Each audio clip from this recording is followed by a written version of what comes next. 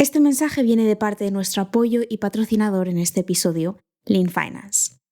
Si estás cerrando ronda y necesitas financiación adicional, o si quieres diluirte lo menos posible, en Lean Finance son especialistas en conseguir tu préstamo en ISA sin avales con las mayores garantías posibles, gestionando todo el proceso, desde la fase de admisión hasta el momento de cobro, para que tú te centres en lo importante, tu empresa. Así que si estás en ronda y estás pensando en cofinanciar con Enisa, no dudes en contactar con ellos en hola@leanfinance.es o su web leanfinance.es. Luego me acuerdo de otra reunión que tuvimos de estas, pues para hablar de temas de tecnología con el director tecnológico de Electronic Arts, que nada más entrar por la puerta no llegamos ni a decirle hola, que empezó casi a escupirnos ahí a la cara y a decirnos que lo que hacíamos no valía para nada, porque él tenía un procesador que era meromórfico, de no sé qué, no sé cuántas, y cuando nosotros empezamos a explicarle algo, sacó su tablet y se puso a jugar a un videojuego delante nuestro.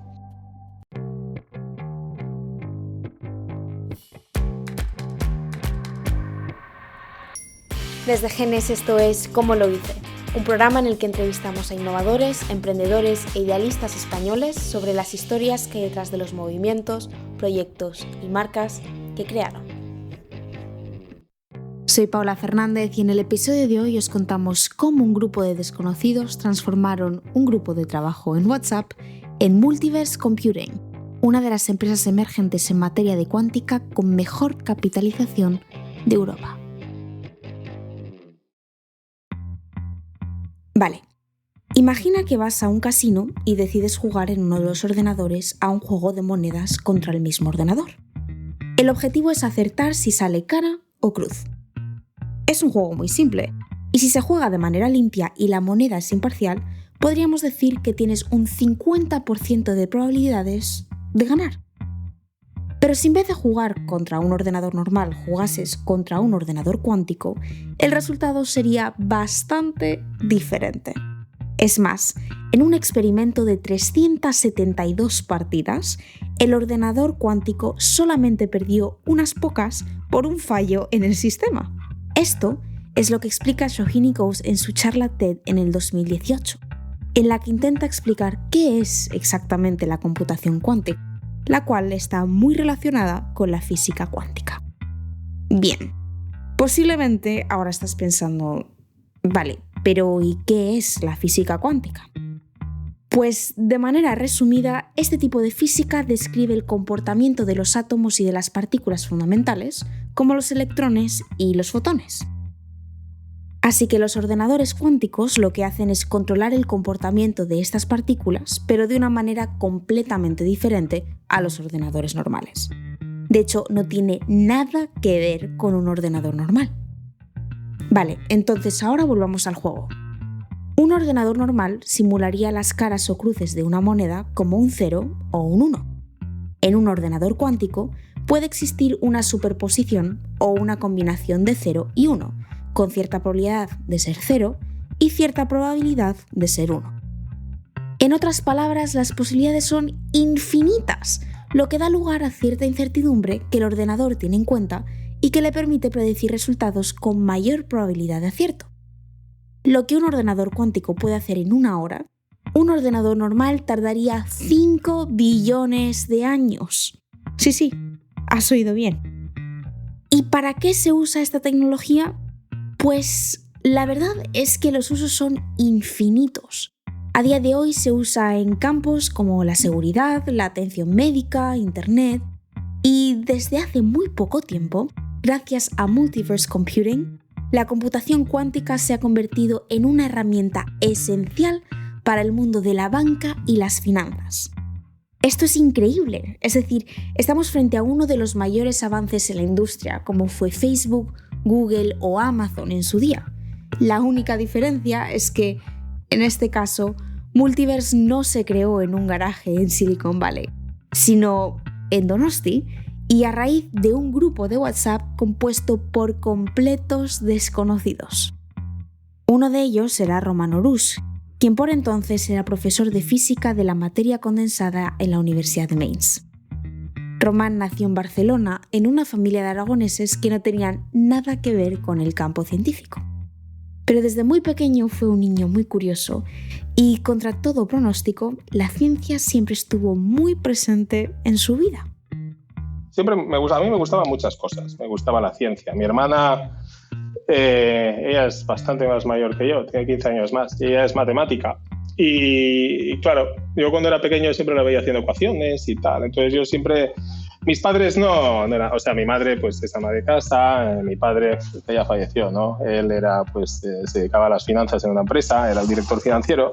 No era una familia de por sí de científicos, vayamos a decir, pero curiosamente los hijos salimos todos científicos. Me refiero a los hijos porque no solo mi caso, sino también, viniendo de un pueblo pequeño, todos mis primos, básicamente yo diría que el 95% han acabado haciendo carreras de ciencias muy técnicas, siendo científicos también, matemáticos, físicos, químicos, en fin, hay de todo, ¿no? Y eso es curioso, ¿no? Parece que estaba ahí en la familia.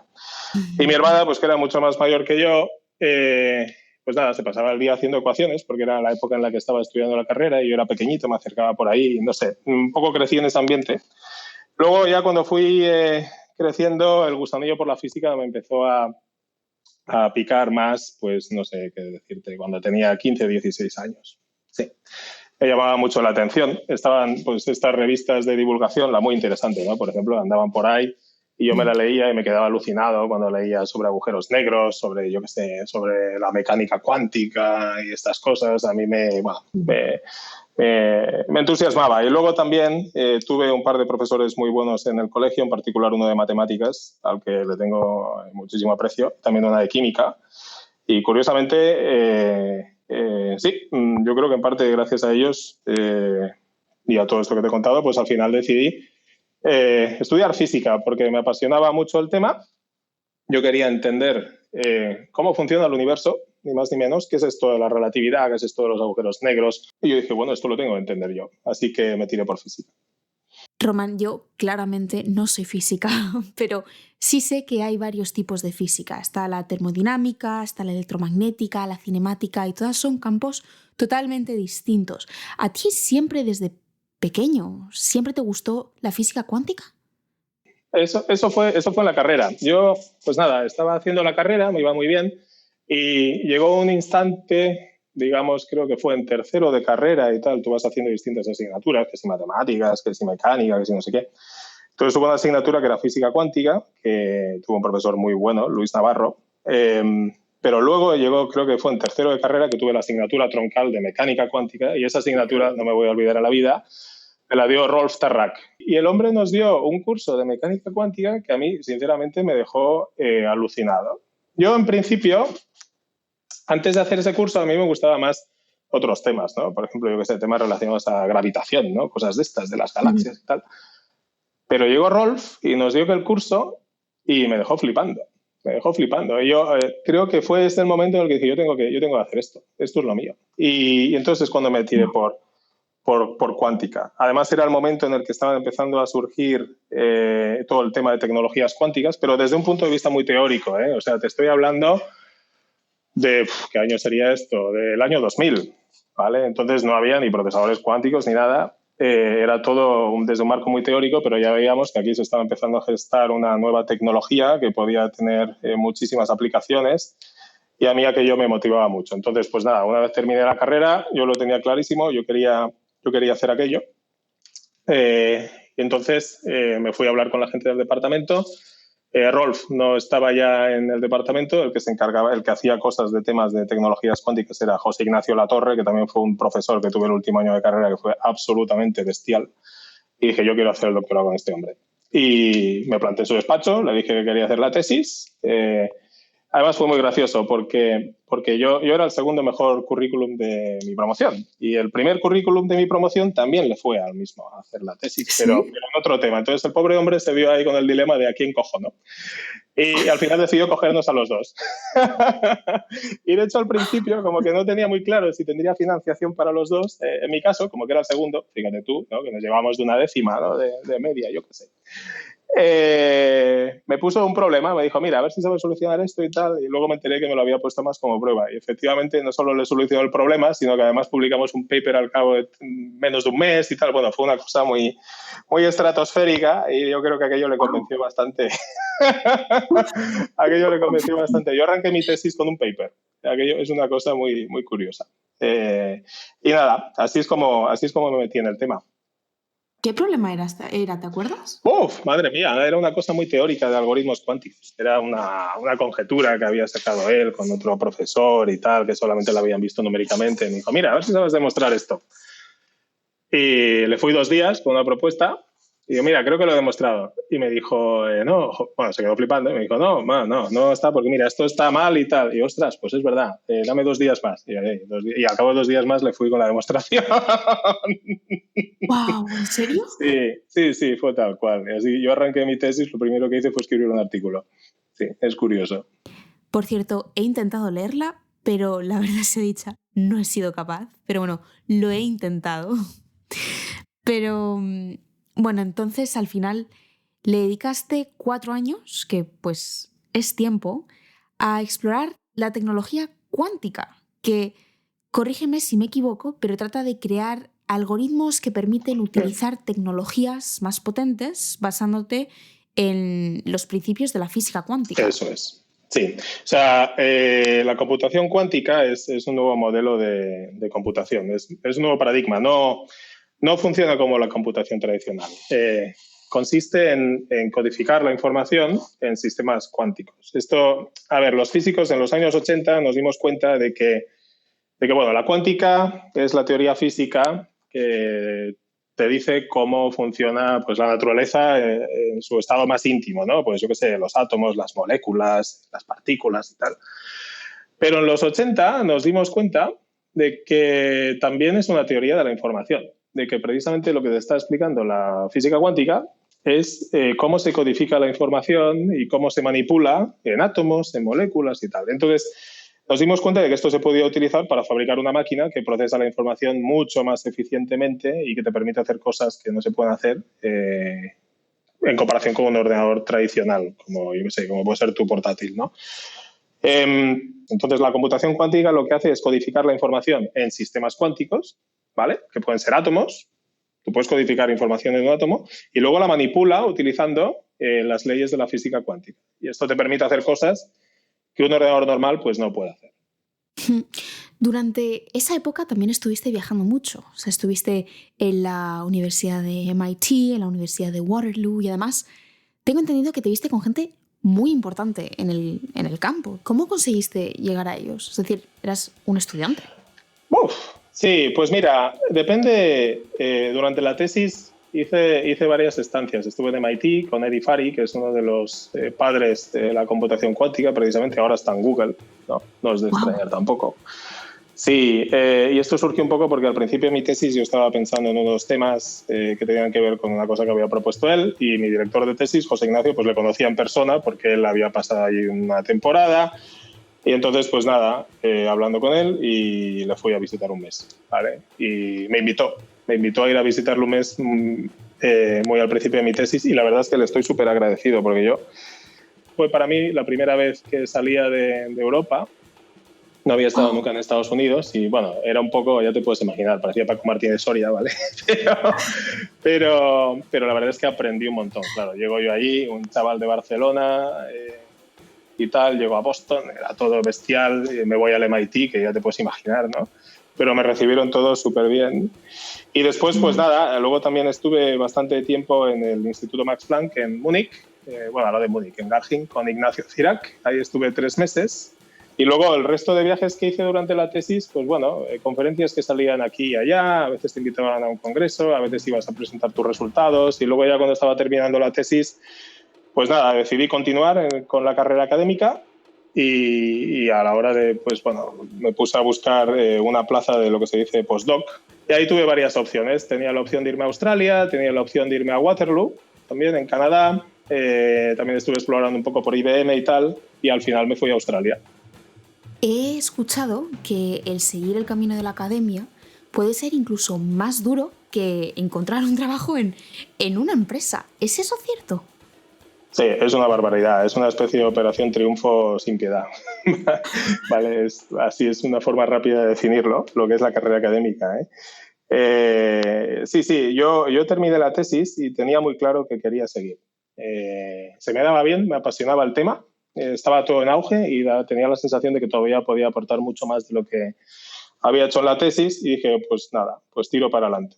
Si más adelante lo dejo, pues nada, pues ya lo dejaré, pero eso que me habré quitado el gusanillo, ¿no? Entonces, tiré para adelante y digo, yo continúo por aquí. Sí. Oh, ¿y tuviste problemas en encontrar? Tenías varias ofertas, pero ¿te costó encontrarlas? Bueno, la primera no mucho, porque ya conocía básicamente a la persona con la que fui y estábamos interesados en trabajar juntos. Este era Guifré Vidal, que le acababan de dar otro chico de Barcelona que le acababan de hacer full professor en la Universidad de Brisbane, en Australia. Y él quería trabajar conmigo, yo quería trabajar con él, entonces pues nos entendimos muy rápido. Luego más adelante, después de Australia, me fui a Múnich con Ignacio Cirac. Esta tampoco costó mucho porque también nos conocíamos, etcétera. Me interesaba mucho ir allí, él también. Pero luego viene lo más difícil de la carrera académica, que es que hacer un postdoc, por así decir, es fácil, ¿vale? Pero luego hacer el salto a una plaza de profesor o una plaza, e incluso te diré más, a una plaza permanente, ese es el salto más difícil. Es una criba que es bestial. Ahí es donde se queda la mayoría de gente. Hay mucha gente que se queda en el limbo haciendo postdocs toda su vida y no consigue una plaza y luego lo deja y tal. Entonces, ahí sí que me costó. Primero fui a Mainz con una plaza de profesor asistente, básicamente. Era una plaza de 5 años y ahí aprendí mucho, di muchas clases y tal. Pero luego tenía que buscarme también las castañas, ¿no? Y encontrar una plaza permanente. Y eso sí que me costó. No porque no tuviera entrevistas, porque yo estaba en Alemania y a todas las plazas, yo echaba básicamente a todo lo que salía en Alemania y me entrevistaban en todas, porque yo tenía un currículum bestial, pero claro, había una tendencia a barrer para casa, ¿vale? Entre nosotros, entonces era muy complicado. ¿Te acuerdas de cuántas solicitudes llegaste a mandar? Bueno, no sé a cuántas plazas eché. Aquello fue complicado. Estuve durante muchos años, tuve muchas entrevistas, también no solo... bueno, al final acepté venir aquí a San Sebastián con esta plaza de Ikerbasque, que me pusieron unas condiciones extraordinarias, pero también tuve algunas ofertas más, pero también me costó mucho sacarlas, la verdad. Ahí sí que, o sea, si te digo que no sé a cuántas eché, pero eché un montón. Definitivamente eso suena emocionalmente duro. Sí, te da una resiliencia. La verdad es que la carrera, ayer lo comentaba con una amiga, viniendo, y esto es importante luego a la hora de emprender, porque claro, me decía, bueno, es que tienes que, claro, te dicen muchas veces que no y tal, y hay mucha gente que se frustra y tal. Pues sí, es verdad, pero si vienes de la carrera académica, y sobre todo de la carrera académica habiendo llegado al final del trayecto, ¿no? Es ya cuando consigues una plaza permanente, buena, tienes tu grupo y tal. Joder, pues es que... ya te digo, o sea, eso es como una operación triunfo sin piedad y en esteroides, ¿no? O sea, sales de ahí con una resiliencia que es que te da igual lo que te digan. O sea, eres capaz de encajar todas las críticas y pelearte con cualquiera en cualquier situación. Y es muy duro, sí, pero yo creo que precisamente al ser tan duro el camino, luego, pues no sé, agradeces y valoras más lo que tienes y luego, encima, como es mi caso, si saltas a emprender, tienes las habilidades innatas ya que hacen falta, porque cuando emprendes te caen palos por todas partes, ¿no? Pero bueno, claro, si vienes ya de esa vida pasada, ¿no? Como que te afecta, o ya sabes un poco de qué va esto. Vale, entonces fuiste a Australia y, a ver, obviamente sabías inglés porque estuviste viajando, pero ¿te defendías bien como para estar ahí viviendo años por tu cuenta? Sí, yo sabía defenderme bien en inglés, porque bueno, la tesis y todo había sido en inglés y había viajado mucho antes. Lo que no sabía era defenderme bien en australiano. Vale, esta es otra cosa que hay que tener en cuenta. Yo recuerdo la primera vez que volé a Australia, volé precisamente desde Los Ángeles, porque estaba también por Estados Unidos visitando sitios y tal. Y nada, en Estados Unidos ningún problema, y en esta es que me subo al avión para viajar a Australia, hacía escala en Nueva Zelanda y era un avión de Air New Zealand, que es la aerolínea neozelandesa, y me acuerdo que me subo, empieza a hablar la azafata y yo, ¿pero en qué está hablando? También me parecía, yo venía ya de pasar una temporada en Estados Unidos, o sea, no es que ya estaba adaptado al inglés cerebralmente, ¿no? Pero me subo a aquel avión y parecía Klingon, ¿no? Y bueno, pues nada. Entonces, sí que fue un poco una aventura lanzarse a Australia. Claro, no es lo mismo terminar la tesis y decir, bueno, me voy a hacer un postdoc a Francia, que está aquí al lado, por así decir, que decir, no, mira, me voy a hacer un postdoc a la otra punta del mundo. ¿Vale? Que si pasa algo, no puedes venir el fin de semana que te cuide tu madre, ¿no? No sé cómo decirte. Estás a 27 horas de vuelo, en fin, es muy complicado, ¿no? Fue una aventura. Dije, mira, si sale mal, me vuelvo. Y ya está. Pero esto lo tengo que intentar. Y nada, fui para allá y al principio, pues sí, es verdad, era todo muy distinto y tal, pero me adapté rápido. La verdad es que bueno, en fin, un poco en Australia la gente también es muy abierta, es muy fácil vivir allí. ¿Qué temas estabas tratando allí? Bueno, estaba tratando temas de sistemas cuánticos complejos. Sí, de algoritmos de simulación, precisamente. Wow. Parece que no tienes ningún miedo al riesgo. Hombre, sí que tengo. Lo que le tengo es respeto. Yo creo que miedo, claro que lo tienes, pero no sé, yo le tengo miedo a caerme de un avión, ¿vale? Pero a irme a Australia y equivocarme, pues no, le tengo respeto, porque mira, si me equivoco, pues me he equivocado, ¿vale? Y tiro para atrás y pruebo por otro lado, ¿vale? Pero bueno, sí, no sé. Tenía la sensación de que si quería evolucionar y continuar haciendo cosas, tenía que salir. Así que, de un modo u otro, pues tenía que ir. Así que te acabas quedando 4 años y medio y más tarde, en el 2010, te dan la beca de Marie Curie para el postdoc, que es una beca que está en Alemania y es muy competitiva para los que no lo sepan. Creo que solo entre un 11 y un 14% de los que lo intentan lo consiguen. O sea, eso fue menudo logro. Sí, la verdad es que aquello estuvo muy bien. Bueno, tenía un proyecto muy potente, venía ya con todo el bagaje de Australia y tal, habíamos sacado algunos artículos y resultados con mucho impacto y solicité la Marie Curie para ir con Ignacio Cirac. El centro es extraordinario, el Instituto Max Planck allí en Múnich, que es uno de los mejores sitios del mundo, y la aplicación era muy potente y la solicitud era muy potente y nada, pues me la dieron y ahí que me fui. Estoy suponiendo que es entonces cuando conoces a Alfonso Rubio, que es uno de tus actuales cofundadores. ¿Fue ahí cuando os Sí, no, conociste? esto fue cuando yo ya estaba en Mainz, fue alrededor de 2017 o así. Entonces yo a Alfonso le conocí a través de otra empresa que se llama Entanglement Partners, ¿vale? En donde él también estaba involucrado. También estaba involucrado el que fue mi director de tesis, José Ignacio Latorre. Y bueno, en algún instante necesitaban a alguien que les diera background científico y José Ignacio pensó en mí. Entonces me puso en contacto con Alfonso, empezamos a hablar y ahí es donde conocí a Alfonso. ¿Qué pasó para que cambiases de Múnich a Mainz? El cambio vino a que, bueno, se me acabó la Marie Curie, ¿vale?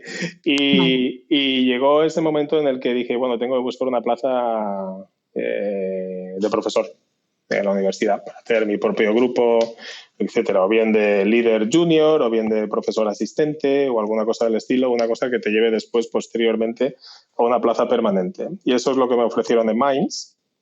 De hecho, en Mainz me ficharon a mí y ficharon también a otro colega mío de Múnich. Hicieron un doble fichaje. Nos cogieron a los dos y a la vez. Y nada, montamos básicamente un ambiente latino, por así decir, en el departamento, porque el otro chico es italiano. Y eso es lo que sucedió básicamente, que hicimos la transición de estar básicamente investigando de postdoc a ya pues ser profesores de la universidad que tienen que dar sus clases, que tienen responsabilidades, que tienes que ir a las juntas de departamento y tal y cual, ¿no? Entonces, en los últimos años en Mainz, hacia la mitad de mi estancia en Mainz es cuando conocí a Alfonso y hacia el final es cuando surgió todo el tema de cuántica para finanzas. Vale, aquí te voy a parar un momentín porque esto me parece muy interesante. En un momento se crea un grupo de WhatsApp en el que estáis un grupo muy diverso de gente, todos juntos en ese chat. Sí. Y Esto fue lo que dio lugar al comienzo de Multiverse. ¿Lo tengo bien? Sí, ni más ni menos. O sea, Alfonso creó una asociación sin ánimo de lucro que se llama la Quantum World Association, bueno, Alfonso y otros, ¿no? Y dentro de esa asociación, pues se montó un grupo de trabajo que se llama Quantum for Quants, cuyo objetivo era explorar si se podían aplicar las tecnologías cuánticas a problemas en finanzas. Vale. Entonces, en ese grupo él metió a gente que pensaba que igual interaccionando entre ellos pues podían llegar a algo. Y ahí estaba yo, ¿vale? Estaba también Sam Mughel, que es el CTO ahora de Multiverse, estaba Enrique Lizaso, ¿vale? Y también había más gente. Y ese grupo de trabajo en realidad al final era un grupo de WhatsApp por donde nos mandábamos mensajes, estábamos todos ahí metidos y nada. Entonces a mí aquel tema me parecía muy interesante y empezando a hablar con la gente, bueno, como en todos los grupos de trabajo en donde metes gente a mogollón, pues hay gente que no hace nada, ¿no? Y hay otros que les pica la curiosidad y sí que hacen algo. Entonces los que lo trabajamos al final acabamos siendo pues Enrique, Sam y yo, ¿vale? Y alguno más también, pero que al final pues derivó hacia otro lado. Pero esencialmente ahí empezó la interacción con Mía, con Enrique y con Sam, ¿vale? Nos dimos cuenta de que encajábamos a la perfección, de que teníamos,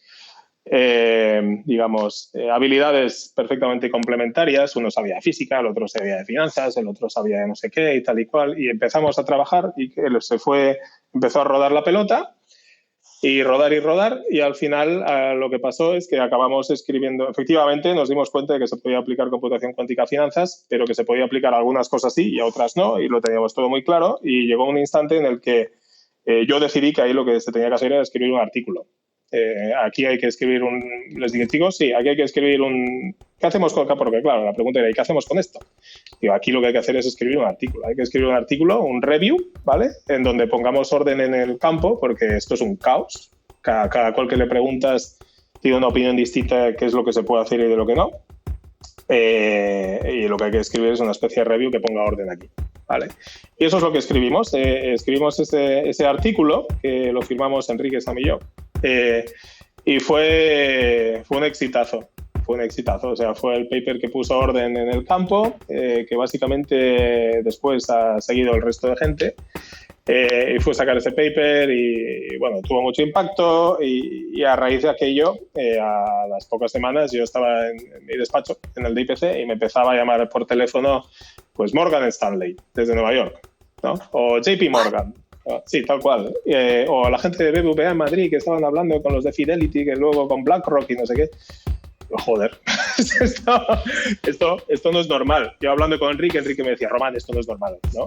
Y yo, no, a mí, pues si tú vienes de finanzas y dices que no es normal, es que no lo debe ser, no lo es. Espera, ¿toda esta gente os estaba contactando sin vosotros siquiera haberlo buscado? Sí. Vieron el artículo, se quedaron alucinados y me llamaban por teléfono. Y nos llamaban. ¿Y este artículo dónde se publicó? Este artículo se publicó en una revista que se llama Reviews in Physics, ¿vale? Que es una revista de física, de reviews, ¿vale? Pero bueno, está publicado donde ponemos los artículos los físicos, básicamente, que es un servidor de preprints que se llama Los Archives. Esto está ahí, te lo puedes descargar y ahí lo tienes. Y esto pasó en 2018. Básicamente, 2017-2018. Entonces ya, claro, llegado a ese punto, nos sentamos y dijimos, bueno, chicos, aquí hay tomate, ¿no? Hay que montar una empresa. Y así nació Multiverse. La dimos de alta en 2019 y la dimos de alta en San Sebastián, porque es el sitio donde estaba yo, esencialmente. Porque además enseguida empezamos a tener mucho apoyo institucional y nada, decidimos, aquí en San Sebastián nos lo pusieron muy fácil y aquí la montamos. ¿Cómo? O sea que esto fue de la noche a la mañana. Sí, fue tal cual. Wow, ok, vale. Y entonces, a ver si lo he entendido, esta gente que estabais en el grupo, ¿no os conocíais de nada? ¿Erais completos desconocidos? No nos conocíamos, no. ¿Cómo eran las sesiones de trabajo? ¿Os conectabais todos por Skype? Sí, o por teléfono, Enrique y yo y tal. O sea, lo hacíamos todo online y por teléfono. Y de hecho es muy gracioso porque es que no nos llegamos a reunir los tres y con Alfonso, que es el cuarto fundador, los cuatro, hasta bastante después de haber pasado todo esto. ¿vale? ¿En serio? Sí, sí, sí. Sí, sí, o sea, la gente cuando dice que en Silicon Valley las empresas nacen en garajes y tal y cual, pues bueno, nosotros nacimos en un grupo de WhatsApp, tal cual. Sí. Me encanta. Más moderno no se puede ser. ¿Cómo fue la primera vez que os conocisteis? ¿Parecía que habéis sido amigos de toda la vida? ¿Fue raro? ¿Cómo fue? El primer encuentro en persona de los cuatro, pues fue muy divertido porque quedamos para tomar unas cervezas en Barcelona y Enrique llegó tarde porque se le había estropeado la moto y tal. Estuvo, nada, bien, quedamos para tomar algo ahí en el puerto. Sí. Román, yo he entrevistado a gente pues, de varias industrias y también de distintos backgrounds, ¿no? Muchas veces, a lo mejor, algunos de ellos ni siquiera conocían a ningún emprendedor o referente empresarial y tuvieron que apañárselas para saber cómo estructurar una empresa. Y algunas veces pues, se equivocaron, estaban perdidos. En vuestro caso, ¿cómo supisteis cómo hacerlo? Es decir, ¿cómo sabías el valor de vuestro producto? ¿Cómo ibas a estructurarlo? ¿Acudisteis a alguien Sí. por ayuda? Sí, eso, claro, al principio, porque al principio dices, bueno, vamos a montar una empresa. Pues va, la montamos y la pregunta es, ¿y qué hacemos? ¿No? O sea, porque solo con que te llame JP Morgan, pues tampoco... bueno, pues nosotros teníamos bastante claro que necesitábamos apoyo. Yo en aquel instante de empresa no tenía ni idea, porque yo venía de la academia, ¿no? Y sabía un montón de física, soy científico, yo sé de agujeros negros y sé de entrelazamiento cuántico y todas estas cosas, pero a mí no me hables de cash flows y de business plans y de no sé qué, ¿vale? O sea, yo para mí aquello era un absoluto analfabeto. Ahí el que sabía todo lo de empresa pues era Enrique Lizaso, que fue otro de los cofundadores, que él ya había estado involucrado en montar alguna empresa antes, y también, pues por supuesto, Alfonso, ¿no? Entonces, en el equipo fundador, los cuatro que decidimos fundar la empresa, un poco la fundamos nosotros cuatro, pues porque eran los que estábamos ahí, que tiramos del carro, ¿no? Pero lo cierto es que después se ha comprobado que es que los cuatro teníamos habilidades absolutamente complementarias, y eso ha sido instrumental para que tirase adelante. Porque, por ejemplo, teníamos un background muy potente de temas de empresa con Enrique, ¿no? Y con Alfonso, de temas de finanzas, con Enrique, que había sido incluso director de un banco, de una de las cajas de Cataluña y tal y cual, y había sido jefe de los que hacen finanzas cuantitativas, ¿no? Y es matemático. Y luego de toda la parte técnica, pues obviamente estaba yo, que llevaba 20 años dando vueltas por el mundo y conocía a todo el mundo y todo lo que hay y lo que se puede hacer y lo que no y tal. Y luego estaba Sam también, que también se acaba de doctorar en el ICFO en Barcelona, que sabía mucho de temas de cuántica y que además tenía pues esta frescura de pues vamos a probar cosas locas y tal. Y así es un poco, básicamente lo que no sabía uno lo sabía otro. Y así es un poco como empezamos a rodar, ¿no? Entonces, al principio, claro, a la hora de definir qué es lo que hacíamos y cómo lo hacíamos, hubo varias cosas que fueron instrumentales, ¿no? La primera es que tuvimos mucho apoyo local de aquí, en el País Vasco. Hay una aceleradora, bueno, la aceleradora de empresas tecnológicas de Guipúzcoa, que se llama Big Guipúzcoa. Estos enseguida nos adoptaron, dijeron, pues vosotros tenéis que venir para aquí, vamos a hablar. Nos dieron nos apoyaron un montón de cosas, ¿no? Nos dieron una primera financiación de 50.000 euros, ¿vale? Para empezar a arrancar, a hacer cositas. Y entonces, con esos 50.000 euros, nosotros nos fuimos a Canadá. Y en Canadá, en Toronto, en la Rotman School of Management, hay una aceleradora no solo de cuántica, sino de muchísimas otras cosas, de inteligencia artificial, de espacio, de blockchain, que se llama el Creative Destruction Lab. Entonces, yo conocía esto porque amigos míos, precisamente de mi vida académica, se habían puesto a montar empresas también de computación cuántica. Sí, de hardware, de software, de no sé qué. Y había gente que estaba levantando las primeras startups en computación cuántica y a muchos los conocía yo. Y estaba viendo que estaban pasando a través de esta aceleradora. Y en esta aceleradora resulta pues, que el director científico era un chico que yo conocía, en fin, estaban pasando cosas muy interesantes allí. Entonces yo contacté con un chico que conocía, que estaba ahí en Toronto, que es CEO de Xanadu, que es una empresa de hardware cuántico que está ahí en Toronto. Le conocía de mi época de Australia, porque cuando yo era postdoc, él era estudiante de doctorado en otro grupo. Ya ves, el mundo es muy pequeño, ¿no? Le contacté y le dije, oye, ¿qué tal está esto? Y dije, ¡buah! Esto está genial, tenéis que venir por aquí. Y pues nada, nos pusimos por ahí, enseguida Pues nada, echamos una solicitud, nos aceptaron porque vieron que teníamos un background científico y de negocio muy potente y llegamos ahí. Es un programa que es, antes te he dicho lo de Operación Triunfo sin piedad, pues bueno, esto es lo mismo, pero condensado en 6 meses y además lanzándote cuchillos, ¿vale?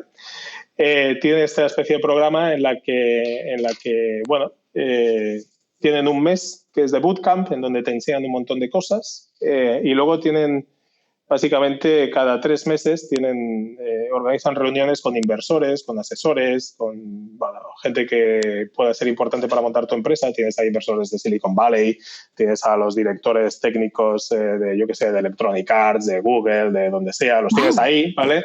Y te montan reuniones de 5 minutos con ellos y básicamente tienes que aguantar toda la mierda que te echan, ¿vale? Y eso pasa cada 3 meses. Y cada 3 meses van filtrando. Hay empresas que se quedan y otras que se van porque no aguantan, básicamente, ¿vale? Y entonces, si llegas al final del camino, te gradúas, ¿de acuerdo? Wow. Entonces nosotros nos graduamos, pasamos por ahí, claro, veníamos con tanta resiliencia, pero claro, o sea, pasar por ahí, aquello fue para nosotros bestial, porque ahí hicimos todos los contactos clave, todos los contactos con las empresas de hardware. Conocimos a nuestro primer inversor, que es un grupo inversor francés, pues lo conocimos en Toronto, ¿vale? Los conocimos allí, conocimos a, yo qué sé, a gente técnica buenísima. Hicimos una de contactos que aquello no tenía parangón. Entonces, claro, pasamos por Canadá, nos graduamos, además dio la casualidad de que pasamos por ahí y como que habíamos escrito el paper, pues ya nos conocía a todo el mundo, ¿no? Nos fue muy bien, pero aquello nos dio un bagaje bestial. Canadá nos abrió los ojos, vimos cómo había que hacer la empresa, cómo tenía que ser el producto, cómo teníamos que ir a los clientes, cómo teníamos que hacer esto, lo otro. Teníamos con la cabeza muy estructurada de lo que queríamos y la visión que teníamos. Claro, volvimos otra vez a Donosti con la visión americana, ¿no? Y entonces es cuando la empezamos a liar de verdad. A la vuelta, cómo el equipo fundador de Multiverse superó los ataques de algunos compañeros de la industria y acabaron convirtiéndose en la primera empresa de software cuántico en recibir una inversión de 12,5 millones de euros por parte de Europa. Hola, espero que estés disfrutando del episodio. Quería hacer una pequeña pausa porque tengo que pedirte un favor. Si te gusta como lo hice, si crees que te aportamos valor, si compartes nuestro objetivo de incentivar el emprendimiento y la innovación entre las nuevas generaciones, de normalizar los obstáculos en el camino y te gusta escuchar las historias que hay detrás de estos grandes emprendedores de nuestro país, por favor, te pido que pares un momentín antes de seguir la historia y le dediques 2 segundos, no hace falta nada más, 2 segundos, a darnos una puntuación en cualquier plataforma en la que le estés escuchando y a suscribirte y compartirlo con tus seres queridos, con tus amigos, tus compañeros de trabajo, con cualquier persona a la que tú creas que le va a gustar.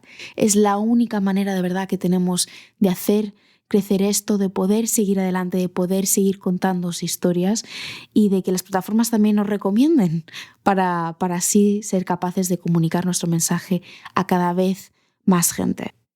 Por supuesto, como os lo digo siempre, cualquier feedback que queráis mandarnos nos escribís a hola@gen-s.xyz y estaremos más que felices de responderos.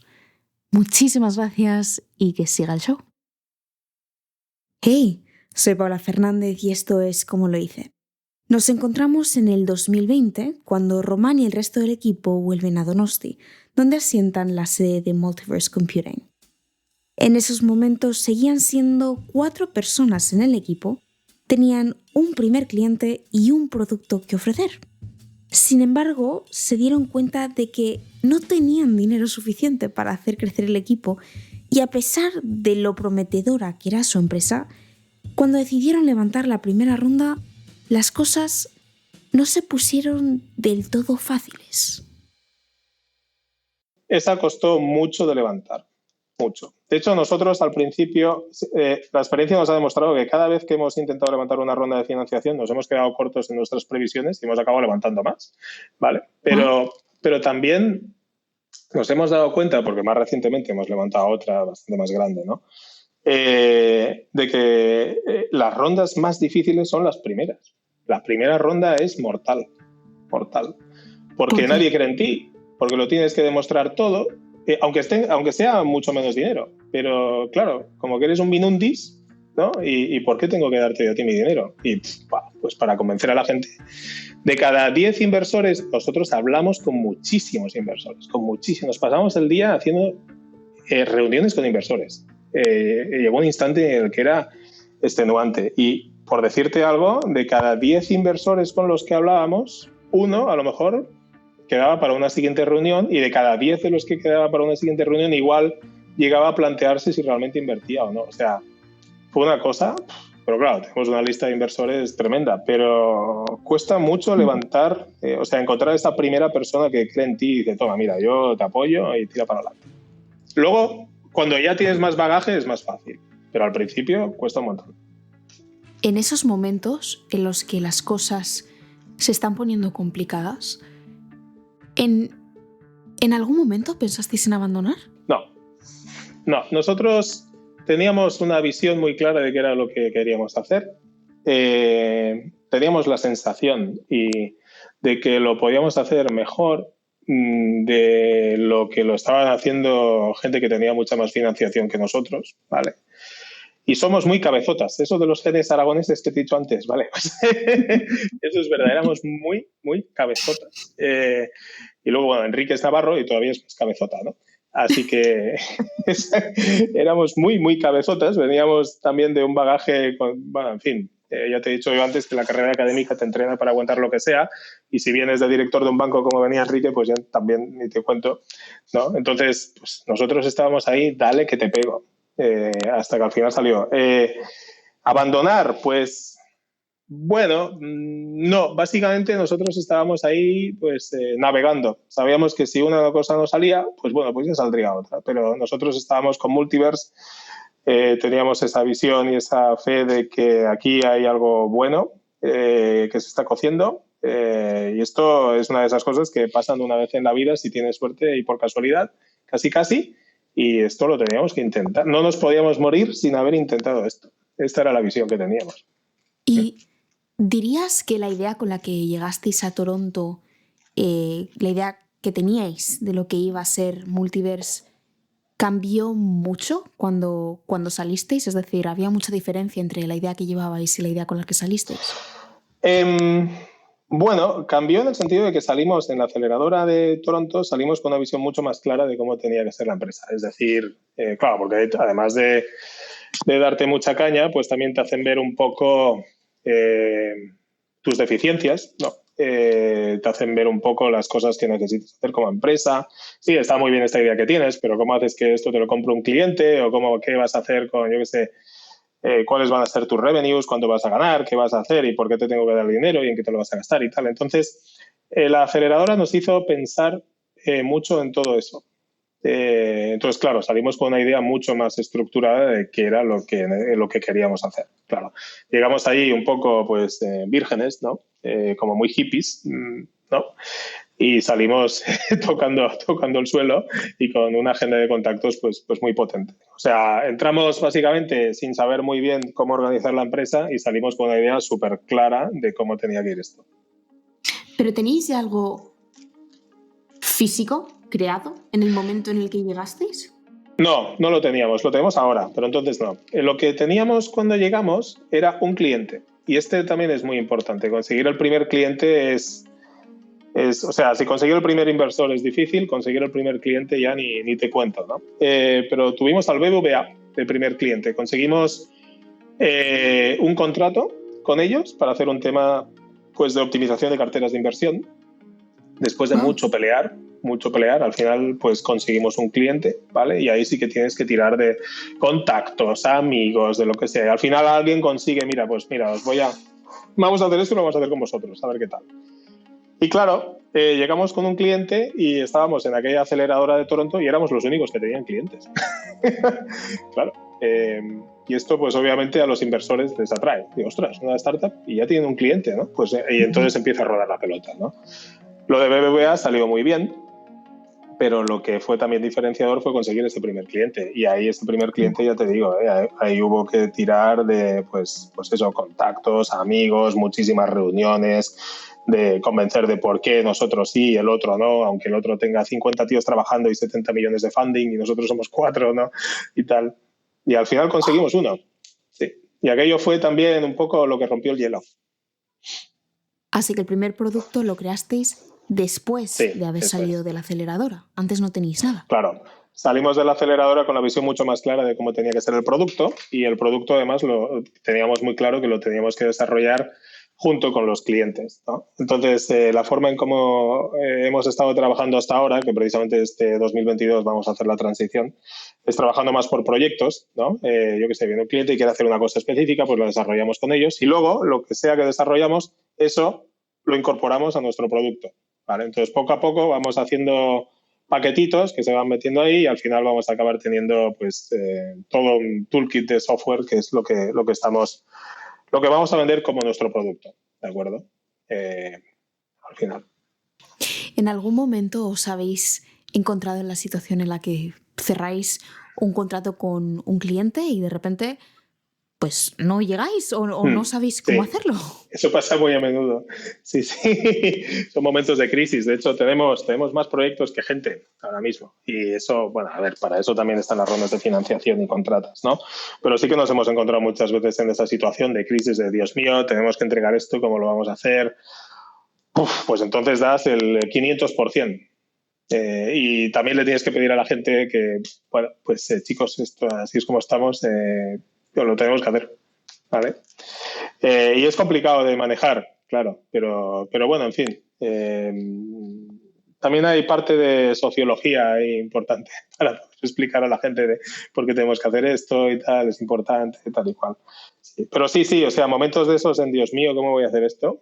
Esto es casi el día a día. Es algo que vas aprendiendo con el tiempo, cómo hacer las cosas de manera más profesional, y lo aprendes a base de tortas, de pegarte tortas. Y dices, ostras, pues es que aquí necesito un tío que sepa de esto. ¿Alguien sabe aquí de esto? No, ¿quién sabe? Se ha leído un artículo, pues tú. Y a ver cómo lo hacemos. Y cuando tengamos algo más, pues contratamos a otro y así. Y vas tirando y así es como arranca. Bueno, se está funcionando. Que, bueno, puede ser peligroso entre comillas, porque he oído que algunas personas en vuestra industria, digamos que no están especialmente contentas con vuestra llegada. Sí. Por ejemplo, cuando estábamos por la aceleradora de Toronto, obviamente ya veían que nosotros pues estábamos tirando muy bien y teníamos ataques de la competencia, pero además explícitos. Nos insultaban a la cara, casi. Y teníamos que, sí. Y luego me acuerdo de otra reunión que tuvimos de estas, pues para hablar de temas de tecnología con el director tecnológico de Electronic Arts, que nada más entrar por la puerta no llegamos ni a decirle hola, que empezó casi a escupirnos ahí a la cara y a decirnos que lo que hacíamos no valía para nada porque él tenía un procesador que era meromórfico, no sé qué, no sé cuántas, y cuando nosotros empezamos a explicarle algo, sacó su tablet y se puso a jugar a un videojuego delante nuestro. Vale, tal cual, para escenificar que le importábamos un comino. Yo, pues vale, pues me parece muy bien, ¿no? Pues este tipo de cosas, ¿no? Son las que te curten. No son directamente batacazos, pero bueno, te dejan huella, claro. Ya. Sí, sí. Y mientras tanto, ¿tu hijo y tu mujer seguían en España? Sí, bueno, en Canadá estuve yo en el bootcamp, estuve básicamente 4 semanas. Sí, fue cortito. Pero luego había reuniones cada 3 meses. Entonces, para esas reuniones simplemente ibas y venías. ¿De acuerdo? Sí. Ahora tenéis un equipo, sois 32 personas, que ya sois un equipo bastante grande, pero por entonces solamente erais 4 y teníais un proyecto que entregar. ¿Quién estaba haciendo todo esto? ¿Quién estaba, por ejemplo, desarrollando el software? Al principio estábamos los 4, sí, al principio es verdad. O sea, lo que hicimos con BBVA, por ejemplo, parte de los códigos los hizo Sam, que es nuestro CTO, y la otra parte los hice yo. Eso sí. Y de ahí, en unos años, a recibir 12,5 millones de euros por parte del Consejo Europeo de Innovación y a convertiros en una de las empresas emergentes en materia de cuántica con mejor capitalización de Europa. Esto sí que fue increíble, porque fue un proceso muy largo, es una financiación, es un programa en el que solo gana el 1% de las startups, de las empresas que lo solicitan. Sí. ¡Wow! Y nos lo dieron, además nos lo dieron íntegro, no nos quitaron ni un euro, o sea, y fue la primera inversión en software cuántico de Europa y tal. Es una pasada, estamos ahí, eso fue increíble, pero para llegar hasta ahí, o sea, fue un vía crucis tremendo, las veces que llegamos a revisar la solicitud y sobre todo cuando pasamos la primera criba, hubo una entrevista con la gente de Bruselas, ¿no? Fue todo online, ¿no? Pero tenías ahí a los evaluadores y en media hora, era media hora, pero tenía que ser la media hora más eficiente de tu vida porque te jugabas 12 millones y medio, ¿no? Y ahí no podías fallar, teníamos todas las preguntas cronometradas y tal. Estuvimos 4 semanas ensayando aquella media hora de entrevista. Nos quitamos todas las reuniones de la agenda, lo pospusimos todo, o sea, eso era lo más importante, y, sin lugar a dudas. Y aquello fue tremendo porque estuvimos 4 semanas que solo estuvimos con eso. Solo, o sea, lo que viene a ser el equipo fundador, ¿no? Pero es que nos cancelamos reuniones con inversores, con todo. Cancelamos todo y solo existía eso. Sí, yo llegué a soñar y todo con las preguntas. Yeah. Sí, sí. Claro, pero te juegas 12 millones y medio. ¿Pero os estaba ayudando alguien o estabais solos en el proceso? Sí, sí, nos estaba ayudando gente de una consultora que eran muy buenos y tal, y no sé, nos hicieron un entrenamiento bestial. Sí. ¿Y qué pasaba si no conseguís el dinero? Uf. Pues nada, pues a otra cosa mariposa. Pues nosotros argumentábamos, que además es cierto, que eso iba a ralentizar el progreso de la compañía y que lo iba a poner un poco en desventaja respecto a los competidores americanos. Y como que era funding europeo, pues claro, el peso estratégico de la región pues importa mucho, ¿no? Pero bueno, básicamente nos hubiéramos quedado sin este dinero y hubiéramos seguido nosotros levantando las rondas de financiación que teníamos planeadas. Pero nos hubiera costado mucho más. Yo creo que la siguiente ronda, precisamente si entra Europa, eso los inversores lo ven como bueno, algo buenísimo, ¿no? Pero si no hubiera entrado Europa, pues hubiera sido un palo, la verdad. Ya. Bueno, Roman, yo estoy segura de que no soy la única que te ha preguntado esto, pero los beneficios de la computación cuántica están claros. Permite optimizar procesos como carteras de inversión, identificar fraude, es más eficiente. Pero supongo que también habrá ciertos riesgos, ¿no? Riesgos, pues hombre, pues que el desarrollo de estos procesadores se estanque. Es un reto tecnológico muy grande, de los mayores que ha tenido la humanidad. Los procesadores que tenemos ahora ya están empezando a ofrecer valor, pero nos gustaría tener esto multiplicado por 1.000.000. Entonces, claro, a día de hoy todavía no está claro cómo se va a conseguir hacer eso. ¿Vale? Entonces hay un riesgo de que haya pues, una ralentización en el desarrollo de la tecnología a nivel de hardware. Esto puede pasar. O incluso que se cierren, que se declare como tecnología de doble uso, ¿vale? Intereses militares y cosas de estas. Y entonces, pues yo qué sé, Estados Unidos no da acceso a los europeos y Europa no da acceso a los chinos y este tipo de cosas. Esto también puede pasar. ¿Tenéis algún plan de cómo afrontaríais una situación así? Sí, nosotros somos amigos de todo el mundo. entonces tenemos acuerdos con, obviamente, empresas americanas, pero también europeas. Entonces, en el caso de que haya un cerrojazo de América, bueno, pues podemos usar los procesadores que estamos desarrollando aquí. Bien pensado. Vale. Si ahora miras atrás y ves toda tu trayectoria, todo el esfuerzo, todas las situaciones, las circunstancias que has vivido, ¿cuánto de tu éxito y del éxito de Multiverse Computing lo asocias al trabajo y cuánto lo asocias a la suerte? Pues es una buena pregunta. Porque parte del éxito de Multi, una parte muy importante es precisamente todo el bagaje que llevamos el equipo fundador. No somos junior. Yo ya tenía una plaza muy cómoda de profesor permanente, etcétera. ¿Por qué narices tenía que montar yo una empresa? ¿No? O Enrique Lizaso, por ejemplo, ¿no? Él también tenía, pues, yo qué sé, en su día era director de un banco. ¿Para qué se va a ir a montar startups, no? Entonces, a ver, está ese intríngulis que dices que bueno, tienes, esto lo tengo que montar porque si no lo monto yo no lo monta nadie. Entonces, buena parte del éxito es precisamente el hecho de que tenemos un equipo fundador muy sólido, ¿vale? Y muy trabajador. Eso ha sido clave. Luego, el factor suerte, hombre, a ver, sí que es verdad que ha habido una serie de cosas que es como que se han alineado los planetas, ¿no? Justo nos ha pillado este momento de nuestra carrera, justo nos hemos ido a encontrar, justo ha pasado esto en San Sebastián, justo se han empezado a desarrollar estos procesadores ahora, y es como que tenemos la sensación de que hemos estado en el sitio adecuado en el momento adecuado. Entonces, eso sí que es un factor suerte, pero las cosas solas no pasan. O sea, aquí hay una cantidad de trabajo. O sea, si tienes toda esa suerte, pero te sientas y te quedas mirando a ver si pasa algo, no te va a pasar nada. Entonces, ha habido muchísimo trabajo y sobre todo muchísimo trabajo previo. O sea, sin todo este bagaje que tenemos nosotros, aquí no habría florecido nada. Entonces, en cuanto a porcentajes, pues no sé qué decirte. Igual a 80-20 o 90-10, con 90 para el trabajo, claro. Que la suerte no te llega porque sí, la suerte no llega sola, la suerte siempre te pilla trabajando. ¿Ah? Eso es verdad, sí, eso es verdad. Siempre. ¿Dirías que el haber emprendido siendo padre, es decir, mientras tienes un hijo, sí, ha añadido más presión o ha hecho las cosas más complicadas? Total, claro, tienes presión familiar, ¿no? Dices, tengo un hijo aquí y tal, tengo que responder, ¿no? Eso claro que crea incertidumbre, sobre todo cuando te tiras a la piscina y dices, voy a montar una empresa, ¿no? Que es la cosa más... Además, viniendo de una posición estable como la que estaba yo, ¿no? Ahora me tiro a la aventura aquí y a ver qué pasa, ¿no? Pero bueno, también es una de esas cosas que dices, bueno, pues si sale mal, pues vuelvo atrás.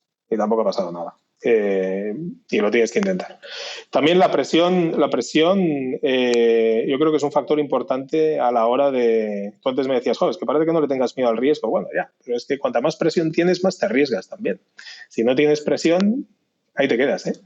Entonces, sí, yo creo que esa es una de las cosas que a mí me ha llevado también a explorar.